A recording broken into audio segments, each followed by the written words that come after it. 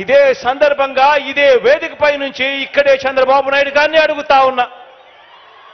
చంద్రబాబు నాయుడు గారిని నేరుగా అడుగుతా ఉన్నా.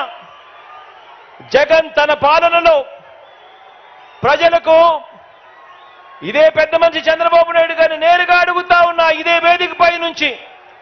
అయ్యా చంద్రబాబు, జగన్ తన పాలనలో ప్రజలకు మంచి చేయలేదని చెప్పి చంద్రబాబు నిజంగా నమ్మితే, జగన్కు ప్రజాబలం లేదని ఇదే చంద్రబాబు గారు నిజంగా నమ్మితే మరి చంద్రబాబుకు పొత్తులెందుకు అని అడుగుతా ఉన్నా.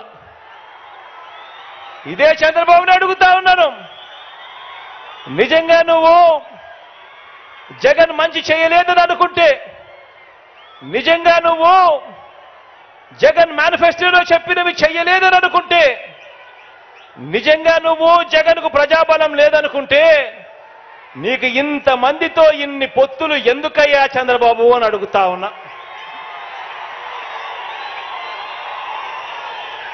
తన నడక కోసం అటో కర్ర ఇటో కర్ర, రెండు కర్రలు ఎందుకయ్యా చంద్రబాబు అని అడుగుతా ఉన్నా. తన సైకిల్ తోయటానికి నీకు ఒక ప్యాకేజీ ఇస్తారు ఎందుకయ్యా అని అడుగుతా ఉన్నాను.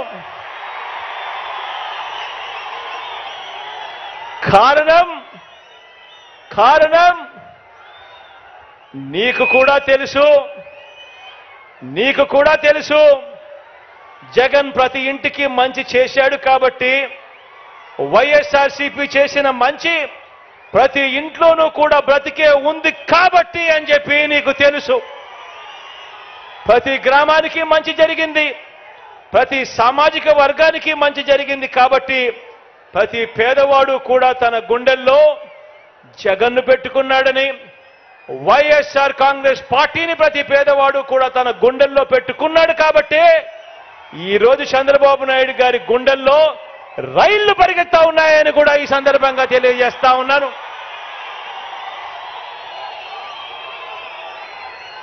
ఈ 57 నెలల్లో ఏకంగా 125 బటన్లను ప్రజల కోసం ఎప్పుడూ జరగనట్టుగా నేను నొక్కాను. 125 సార్లు ఈ 57 నెలల్లో ఎప్పుడూ జరగని విధంగా, ఎప్పుడూ చూడని విధంగా ప్రజల కోసం నేను బటన్ నొక్కాను. 125 సార్లు బటన్లు నొక్కాను. ఏకంగా 2,55,000 కోట్ల రూపాయలు నేరుగా ఈ బటన్ను నొక్కి నా అక్క చెల్లెమ్మల కుటుంబాల ఖాతాలకు వెళ్ళింది. మరి ఇంత మంచి చేసిన మనందరి ప్రభుత్వానికి మద్దతుగా ఈ పాలనను కొనసాగింపుగా 2024 ఎన్నికల్లో ప్రతి కుటుంబం, ప్రతి ఒక్కరూ వారి మంచి భవిష్యత్ కొరకు 2 బటన్లు నొక్కాలి అని ప్రతి ఇంటికి వెళ్ళి చెప్పండి. ప్రతి ఇంటికి వెళ్ళి చెప్పండి. ఒకటి అసెంబ్లీకి, ఒకటి పార్లమెంటుకు, ఒకటి పార్లమెంటుకు ఫ్యాన్ మీద నొక్కితే మీరు గత ఎన్నికల్లో బటన్ నొక్కి పెట్టెలో బంధించిన చంద్రముఖి బెడద ఇక శాశ్వతంగా మీకు ఉండదు. పొరపాటు చేశారు అనంటే చంద్రముఖి మళ్ళీ సైకిల్ ఎక్కుతుంది, టీ గ్లాస్ పట్టుకొని మీ ఇంటికి వస్తుంది,